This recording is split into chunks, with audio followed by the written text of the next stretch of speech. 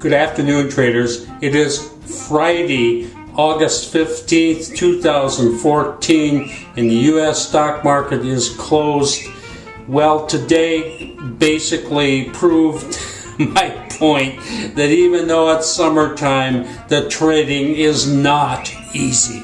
And that's, we had 2 days that I said, gee, this is kind of nice, no stress, no pain, fairly steady profits.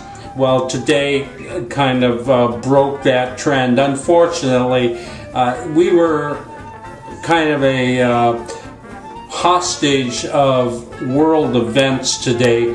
It took me a little digging to figure out exactly what happened, but sometime either before the market or right at the beginning of the market, Vladimir Putin was speaking in the Crimea, and he made some comments about Russia wanted to end the bloodshed in Ukraine and everything else. And both the world markets and the U.S. markets reacted very positively to that.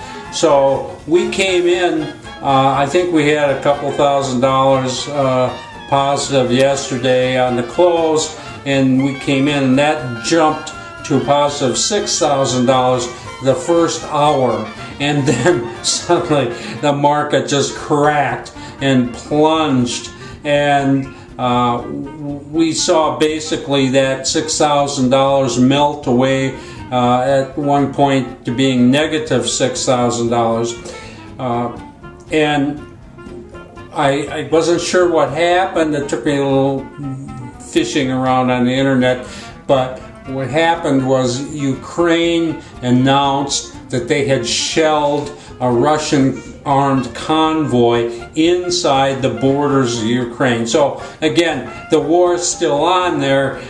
There's still bloodshed and shooting going on, and as soon as the markets got wind of that, they plunged. At least that's what they're saying happened. But regardless, the trading was not easy today, and in spite of our earlier gains, we ended up closing out negative $1,200. Now that's not bad, $1,200, that's not bad, but we are carrying negative 5,000 over the weekend. And what happened was this little punch up at the beginning of the day got us into a few markets. We have 7 markets that 7 stocks that we got into, and only 2 of those are positive, 5 are negative. So that is what is contributing to our negative equity. Now, the positive about this is, honestly, I'm looking at the charts and everything, and I'll show you this in a second. I think the market, the overall market is going to go up on Monday, and so it's possible we could get out of this negative 5,000 without getting hurt too bad. But of course, you never know about the stock market. Anyway, Dow ended up closing down 50, and so not a great day for us. Let's take a look at the charts. Okay, we're looking at the Dow Jones Industrial Average here, and you can see here these 2 days here is when I was saying, hey, it's summertime and the trading is easy, and that's unusual. I assure you. And just in case anybody was getting to feel complacent about this, today showed us why the trading isn't easy. The Dow opened up positive very nicely and basically held this for 1 hour, and right up here at the top we were up about $6,000 positive, and everything looked good. And then you can just see this sudden, very distinct break in the market to the downside, and that, as I say, was caused by some news out of Ukraine. It wasn't very positive.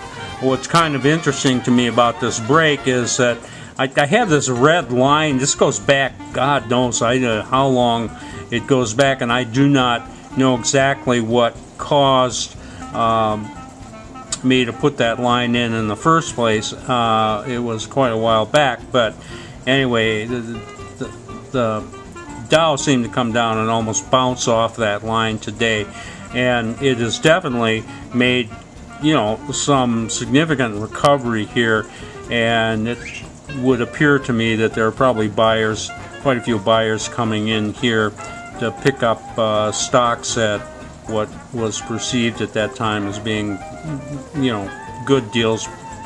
And so I am looking at this and saying I'm going to go out on a limb and predict this market is going higher on Monday, and possibly, if we're lucky, we'll get out of those 7 positions without any trouble. We'll just have to see.